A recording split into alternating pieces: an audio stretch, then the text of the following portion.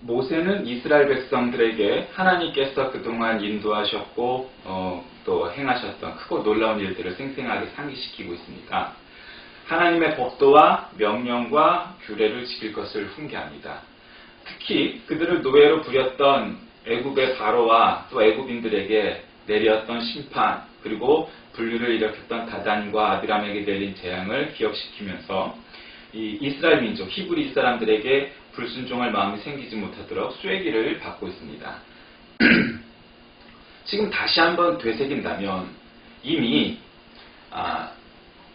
40년 동안 이미 출애굽에서 40년의 역사가 흐른 뒤입니다.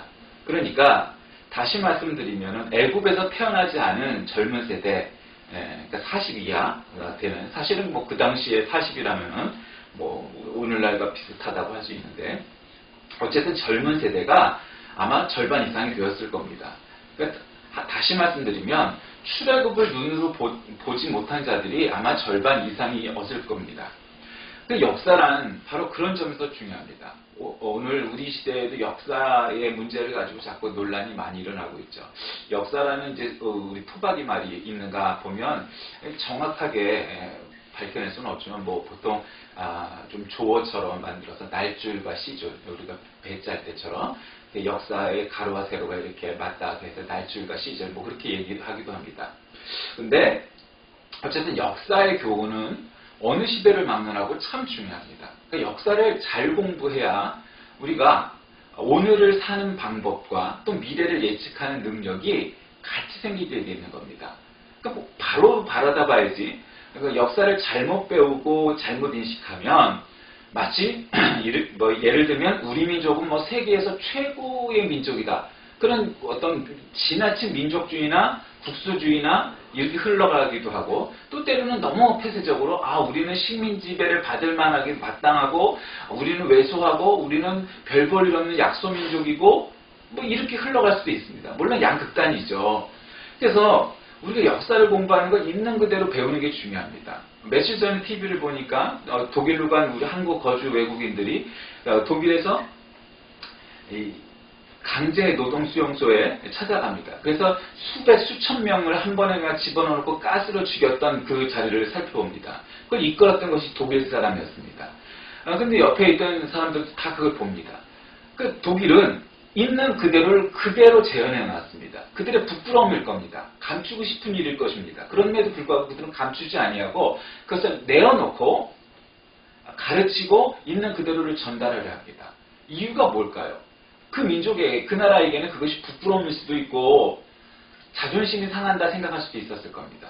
근데 여러분, 독일 민족의 위대성 혹은 독일 민족의 자존심은 거기서부터 저는 나온다고 생각합니다. 감히 유대인 앞에서 무릎을 꿇었던 총리, 그리고 지금도 자기들이 행했던 일들을 그대로 전시해 놓는 그 떳떳함. 그 떳떳하다는 것은 그것이 떳떳하다는 얘기가 아니고 있는 그대로를 그대로 밝혀놓는 그 자신감, 그리고 그 정직함, 그 역사인식. 여러분, 그것이 오늘날의 일본이나 뭐 중국과 같은 사람들하고는 전혀 다르다는 거죠. 자신들의 부끄러움을 있는 그대로 하지 못한다는 거죠.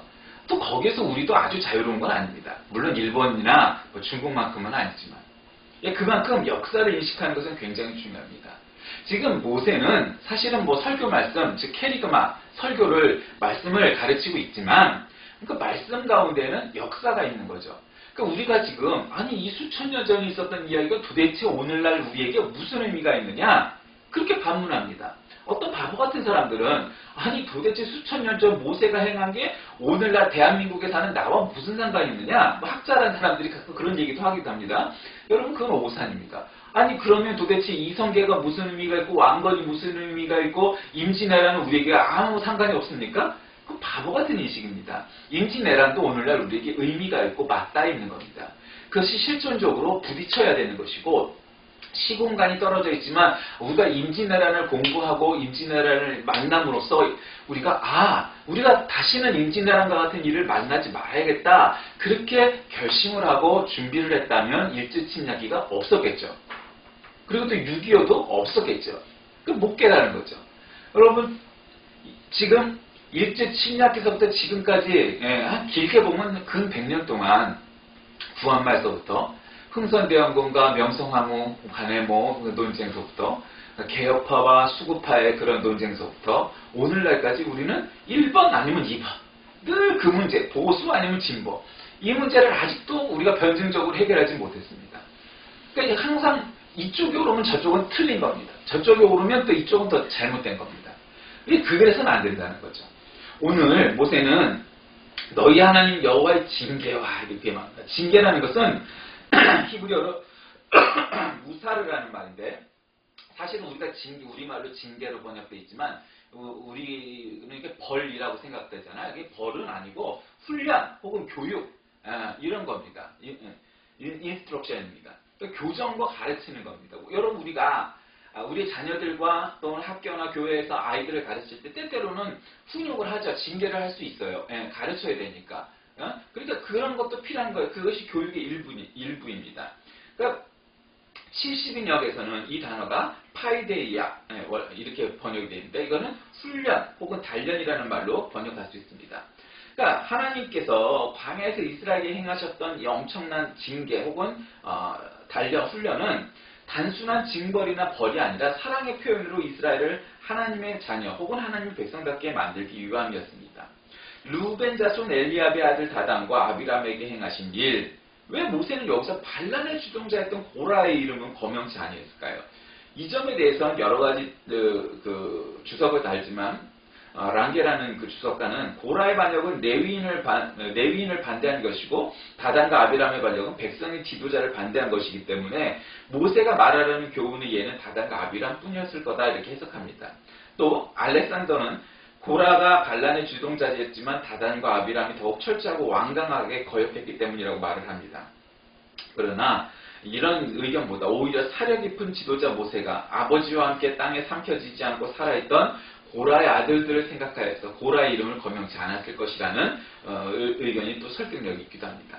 어쨌거나 지금 이 대목에선 40년 전에 있었던 출애굽에서 가나안 입성을 앞에 두고 있는 후세대들 혹은 자기의 자식 혹은 손주와 같은 사람들에게 하나님께서 행하신 일이 무엇인지에 관해서 이야기하고 있는 겁니다. 모세는 출애굽과 광야 여정 중에서 나타나셨던 하나님의 능력에 대해서 언급합니다. 7절에서 언급하고 있는 표현대로 여호와의 행하신 이 모든 큰 일이라고 표현합니다.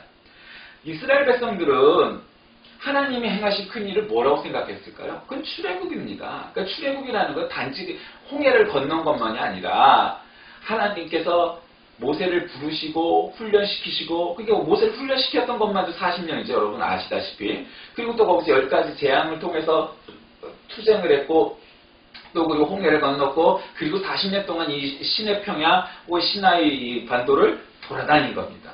그러니까 사실은 도합 80년에 그 짧게만 봐도 출애굽의 역사는 80년인 거죠. 그러니까 그거를 지금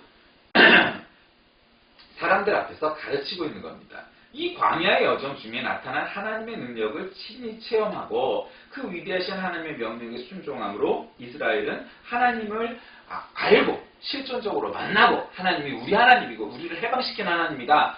그렇게 믿어야만 했는데 문제는 어떤 사람들은 말하기를 늘 흔히 갖는 질문이지만 어떻게 보이지 않는 하나님을 믿느냐?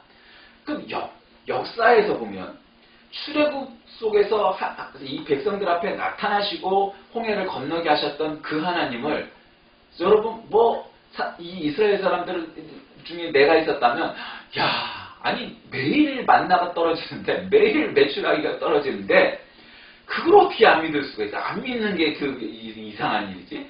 그런데 여러분 사람은 그런 존재입니다. 사람은 별것 아닌 일에 얼마든지 감동하기도 하고 감사할 수도 있지만 어마어마한 일이라도 사람은 그럴 수 있는 겁니다. 한없이 약해지고 미약했을 때는 작은 것 하나에도 감사할 수 있고 감동이 오지만 사람이 교만해지고 뭔가 이루기 시작하면 어마어마한 일을 당해도 감사가 없습니다. 감동이 없습니다. 여러분은 어떠십니까? 여러분은 정말 감동적인 사람들의 마음 씀씀이에 감동을 받고 감사하고 그러십니까? 아니면 어마어마한 일을 우리가 겪고 있고 은혜를 받아도 별건 아니야 뭐 당연히 나니까 그럴 수 있지 그렇게 생각하십니까? 지금 이스라엘 백성들은 여러분도 아다시피 40년 동안 끊임없이 기적을 보여주신 하나님 앞에서도 끊임없이 불순종합니다. 뭔가 조금 뜸하면 저기 합니다. 예, 마치 무슨 뭐 바람난 뭐처럼 계속 하나님으로부터 멀어지고 또 돌아오고 야단맞고 돌아오고 징계받고 돌아오고 벌받고 돌아오고 또 여러 사람이 죽으니까 또 놀라서 돌아오고 그거 계속 반복하고 있는 겁니다. 계속. 하나님의 명령을 지켜 행할 때 하나님께서는 풍요로운 축복을 약속하셨습니다. 모세는 장차 그들이 요단강을 건너가게서 얻게 될 땅에서 그 축복을 얻을 것이라고 약속하셨습니다. 가나안은 뭘까요? 젖과 꿀이 흐르는 땅이라는 뜻 아닙니까?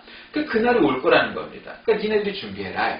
그럼 우리가 이사를 새 집으로, 큰 집으로 이사 간다고 생각해 봅시다. 얼마나 마음이 설렐까요?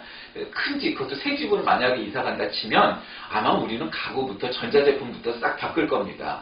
왜요? 새 집이니까 우리가 새로운 마음으로 들어가기 위해서 이제 그냥 그동안 할까 말까 뭐 고칠까 말까 바꿀까 말까 고민했던 것들 이렇게 싹 다 바꾸고 새 집으로 들어갑니다. 그런데요.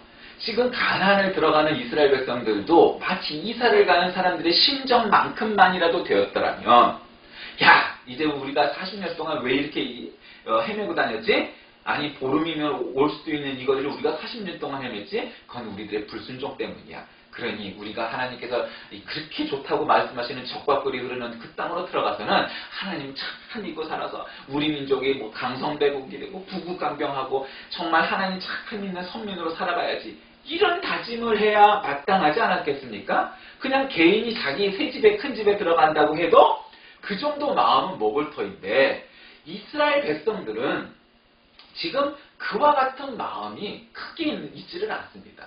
그러니 그 목전에 앞에 둔 모세는 우리가 이제 새 집에 들어갈 터인데 너희들이 그동안 역사의 교훈을 통해서 알고 있고 배웠고 너희 조상들과 그리고 너희들이 경험하였던 일들을 유념해라. 기억해라. 그리고 기념해라. 그 역사는 기억하고 기념할 만한 것들입니다. 그것이 우리에게 자랑스러운 일이든 부끄러운 일이든 말입니다. 왜냐하면 그 부끄러운 일조차도 우리에게 교훈이 되고 우리가 다시는 그런 일을 겪지 않기 위해서 유념하기 위해서 필요한 일입니다. 하나님께서는 우리들에게 이렇게 복을 주셨는데 사람들은 그러지 않았다. 그러니 어떻게 해야 되느냐? 첫째로는 하나님을 사랑하라 말입니다. 모세의 마지막 설교에는 아주 반복적인 교훈입니다. 뭐 할아버지죠. 이미 120이 된 노인네이니까 얼마나 그 잔소리가 많았겠어요. 반복합니다. 근데 여기에는 하나님을 사랑하라는 말을 반복은 아무리 지나쳐도 그것은 부족한 것입니다. 근데 거기서 두드러졌던 것은 하나님을 사랑하는 교훈이 더 아주 되풀이된다는 겁니다. 이 말씀과 병행적으로 나타나는 구절은 바로 하나님의 말씀을 지키라는 겁니다. 하나님의 말씀을 지키는 것과 하나님을 사랑하는 것은 동일한 것입니다. 하나님을 사랑하는 것은 구체적으로 그분의 말씀을 지키고 실천하는 데서부터 하나님의 말씀을 사랑하는 것입니다. 우리가 지난번에 읽었던 신명기 6장 5절 이하 나오는 쉐마 이스라엘아 들으라. 너는 마음을 다하고 뜻을 다하고 힘을 다하여 내 하나님 여호와를 사랑하라. 하여튼 이 쉐마의 교훈을 다시금 언급하면서 말씀을 지킬 것을 당부하고 있는 것이죠. 하나님을 사랑해라. 계명을 지켜 하나님을 사랑하라. 마음과 목숨과 뜻을 다해 하나님을 사랑해라. 아주 반복적으로 얘기하고 있죠. 그것이 너희들이 살아남을 이 새 땅에서 적들도 많고 원래 원주민들인데 견뎌낼 수 있다는 거죠. 그 다음에 말씀 순종에 따른 축복과 저주에 대해서도 말씀하죠. 모세의 교훈의 또 다른 특징은 하나님의 말씀을 지킬 것을 권면한 후 하나님의 말씀을 순종한 데 따른 축복과 또 이 말씀을 지키지 않았을 때의 저주가 무엇인지에 대해서도 얘기합니다. 하나님의 말씀을 순종하면 이른 비와 늦은 비를 내리시고 풍부한 소산으로 축복하실 것이지만 불순종하면 비가 내리지 않고 땅이 소산을 내지 않아 하나님께서 주신 땅에서 비참하게 죽게 될 것이다. 여러분 이스라엘 땅은 팔레스틴에 있으니까 중동이니까 비라는 것은 아주 생명과 같은 일입니다. 아주 비가 한번 내린다는 것은 여러분 우리가 어떤 때 막 장마 같은 때 한번 생각해 보세요. 비가 지겨울 때가 있죠. 아주 눅눅해지고 그냥 매일 우산 쓰고 나가야 되고 아주 그냥 귀찮을 때가 있죠. 그런데 이스라엘에서는 비라는 것은 어떤 때 와도 비는 반가운 겁니다. 왜? 늘 강수량이 늘 먹을 물이 부족한 동네이기 때문이죠. 그러니까 이름 위에서 늦은 비까지 그 한마디로 비가 아주 충분히 내려준다는 얘기죠. 하나님의 말씀대로 살면. 근데 그렇지 않으면 비도 내리지 않고 따라서 곡식도 나지 않을 것이다 라는 거죠. 여러분 지금은 무슨 관계수론이 뭐 다목적 댐이니 뭐 이런저런 기술이 발달을 해서 뭐 정말 최악의 가뭄에 당한 올해에도 우리가 이만큼 버틸 수가 있죠. 근데 이게 만약에 관계수로가 없고 다목적 댐 같은 것들이 없다면 그냥 뭐 논밭도 막 그냥 아주 그냥 이 하늘에서 내리는 것만 바라보고 있다면 여러분 정말 올해 아주 심각했을 겁니다. 우리나라나 뭐 북한이나. 그런데 우리나라가 이 정도 살아가고 올해도 풍년이라고 얘기하는 건 그만큼 기술이 발전해서죠. 그런데 이 당시에는 그런 기술이 있질 않았고 그냥 뭐 모래뿐이 이 땅이 피 한 번 내리면 가둬둘 때가 흔치 않았다는 거죠. 자, 그 다음에 하나님의 말씀을 지킴은 그렇게 축복과 저주를 받는데 명백한 그런 축복과 저주에 대해서 나오죠. 하나님의 말씀을 순종하는 이스라엘 백성에 대한 축복은 아주 분명합니다. 그것은 하나님께서는 가나안의 모든 이방 민족들을 멸망시킬 것이므로 더욱 강대한 나라라도 이스라엘 앞에서는 꼼짝하지 못할 것이라는 겁니다. 여러분 우리가 흔히 생각하는 지금의 초강대국인 미국, 그다음에 중국, 러시아, 일본, 여러분 세계에서 제일 센 놈들이 우리 주변에 있어요. 우리나라는 뭐 면적을 보나 인구로 보나 뭐 국방력으로 보나 뭐 정치 외교로 보나 이건 살아남은 게 기적 아닙니까 사실은? 근데 우리나라가 이 살아남을 그런 어떤 근거나 어떤 뭐 그런 근거가 전혀 없을까요? 나는 아니라고 봅니다.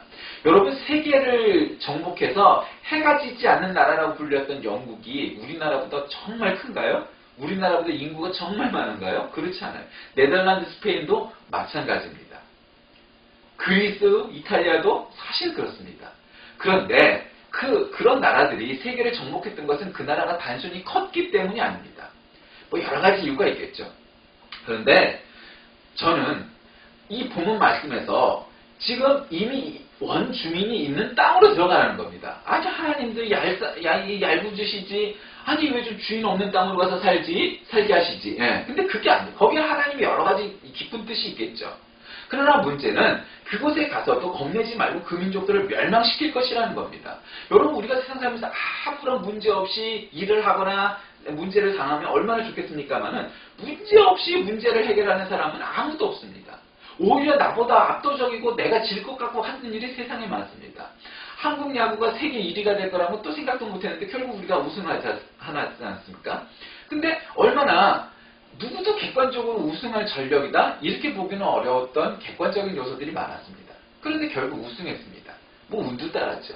또 이전에도 우리가 우승할 수도 있었던 그런 기회가 있었지만 그때는 못했지만 했습니다. 그거는 객관적인 사실입니다. 우리는 오히려 불리한 조건 속에서도 했습니다. 이스라엘 민족이나 한국 민족이나 어떻게 보면 참 비슷한 여건입니다. 주변에 너무도 강대한 나라들이 많습니다. 객관적으로 보면 이 나라가 독립을 유지하고 그 민족, 그 나라가 계속 유지될지 장담할 수 없습니다. 그런데도 우리는 수천 년 동안 자주국으로 지켜왔고 작지만 보잘것없어 보이지만 그 강대국의 협박과 공격과 핍박 속에서도 우리는 5천 년을 지켜온 나라입니다. 그러니 그거는 단순한 문제가 아닙니다. 그만큼 우리의 근성이 있고 힘이 있었기 때문입니다. 우리를 너무 과소평가할 것도 과대평가할 것도 없습니다.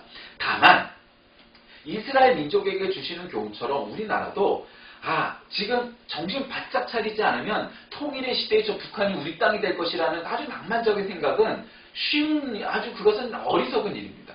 여러분 중국이나 뭐 러시아나 일본이나 미국과 같은 나라들이 북한은 당연히 남한 땅이야라고 줄까요? 그렇게 생각하면 여러분은 참 어리석고 참 순진하고 아직도 참 배움이 많아야 될 겁니다. 그렇게 쉽게 주지 않을 겁니다. 그렇게 쉽게 안 줘요. 아니 내 땅이라고 중국은 여기까지가 우리 땅이라고 우리가 뭐 관리할 거라고 몇십 년 동안 할 거라고 그러고 얼마든지 명분을 세울 수 있습니다. 우리나라가 왜 남북으로 이렇게 됐어요? 그것도 미국과 소련들의 아무 이유도 없이 사실은 지들이 진주해고 일본 사람들, 일본군을 갖다 무장시키려고 들어왔다가 그렇게 들어와서는 그냥 주저앉은 겁니다. 남한만 해도 3년 동안 우리나라를 통치했고 신탁 통치했고 북한은 또 오랫동안 그렇게 했습니다. 그러니까 여러분 북한이 없어진 북한 정권이 붕괴된다고 그 땅이 우리 땅이 다 될 거라는 보장은 아무 데도 없습니다. 우리가 정신 바짝 차려야 되는 이유가 그거죠. 아니 우리 민족은 우리 민족이고 우리나라 땅이라고 우리는 그렇게 믿고 있는데 그건 우리의 생각이지 다른 놈들도 그렇게 생각한다. 그건 오산이라는 겁니다. 그러니 정신 바짝 차려야 되는 거죠. 이스라엘 민족도 이미 주인이 있는 땅을 앞으로 지금 들어가게 되어 있는 겁니다. 그러니까 사실은 여태까지는 훈련이었지만 이거 이제는 실전, 모의고사가 아니고 이제는 실전고사를 보는 겁니다. 이제는 앞에다 적을 두고 싸워야 되고 여러 가지 이 종교적인, 정치적인 문제가 외교적인 문제가 그들 앞에 놓여 있는 겁니다. 그러니까 모세가 지금 정신 바짝 차려라. 이제는 엑서사이즈가 아니고 이제는 프랙티스가 아니고 이제는 실전이다. 나가서 싸워야 된다. 나가서 이겨야 된다. 이제는 연습이 아니다. 그렇게 말하는 겁니다. 역사의 연습이 어디 있고 역사의 과정이 어디 있겠습니까? 그러니 역사의 교훈은 그만큼 중요한 겁니다. 연습 게임을 할 수 없듯이 이게 나가야 되는 겁니다. 그러니까 모세는 이스라엘 앞에 축복이 있을 수 있고 저주가 있을 수 있고 하나님의 말씀을 지키고 하나님을 사랑하는 자에게는 축복이 있지만 그렇지 않은 저주가 있다고 말하는 것은 정말 이스라엘 사람들이 나 안 지키면 너 혼날 줄 알아? 그냥 그게 아니고 이 민족의 운명이 거기에 달려 있다고 가르치는 겁니다. 저는 이 나라 이 민족이 세계에서 손꼽히는 그런 나라가 된 것은 이 민족이 무슨 머리가 좋고 우수해서 물론 그런 요인도 없지는 않겠죠. 워낙 가진 게 없으니까 정말 하면 할 수 있다 이런 거 있겠죠. 그렇게 해서 됐어요. 저는 이것은 하나님의 은혜라고 생각합니다. 그리고 하나님의 은혜라고 믿습니다.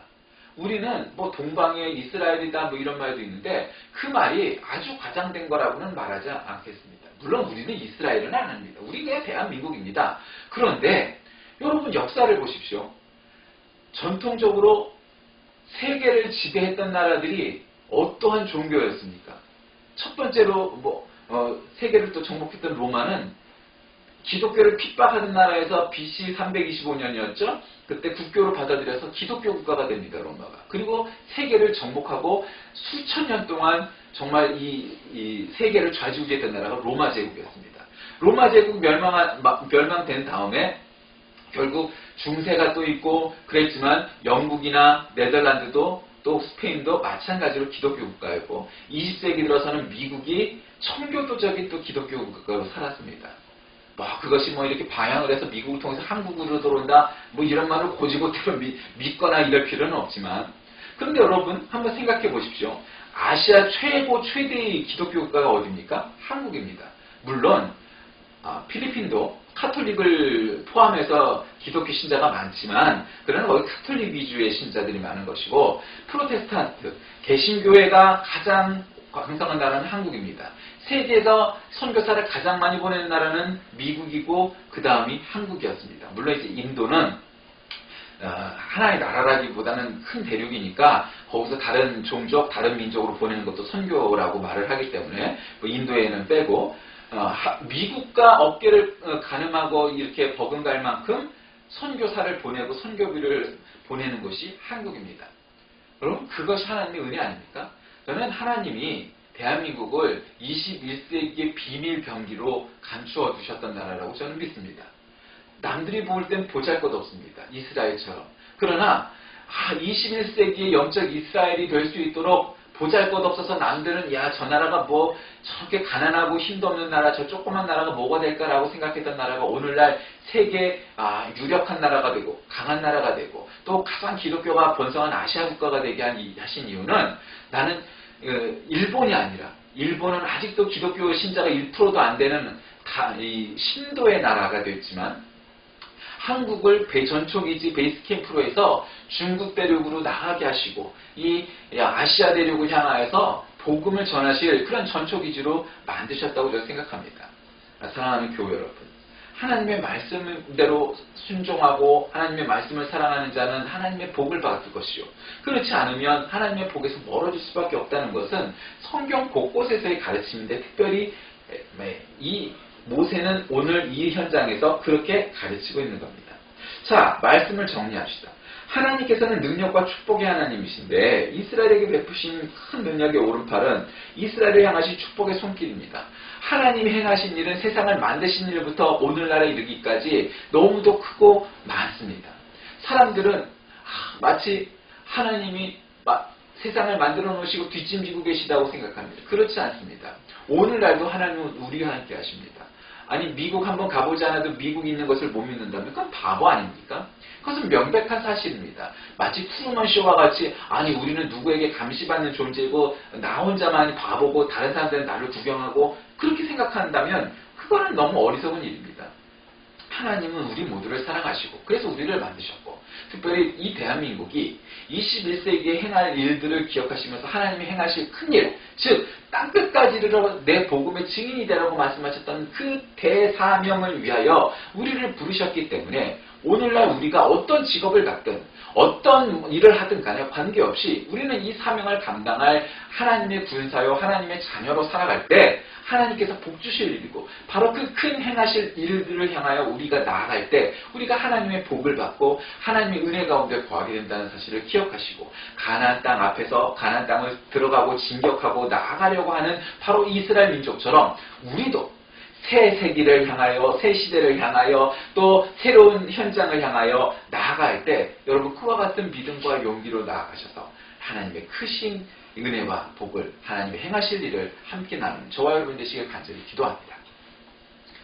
하나님 아버지 감사합니다. 오늘 우리에게 가나안 땅을 목전에 두었던 이스라엘과 모세처럼 우리에게도 가나안 땅과 같은 큰 일이 놓여져 있음을 주님 유념하게 하여 주옵소서. 하나님의 말씀을 지키고 하나님을 사랑하는 것이 이스라엘 민족의 첫 번째 가는 일이었거늘 이스라엘 사람들은 수십 년 동안 그것을 지키지 못하였고 결국 늘 하나님 앞에 훈련받을 수밖에 없었습니다. 오늘날 우리가 이 교훈을 보면서 우리는 그러지 말아야지 하는 교훈을 얻고 이스라엘 민족과는 다른 결론을 내리고 또 행동하여서 하나님의 사랑을 받고 칭찬을 얻는 이 민족, 이 나라가 되게 하여 주옵소서. 예수님의 이름으로 간절히 기도드립니다. 아멘.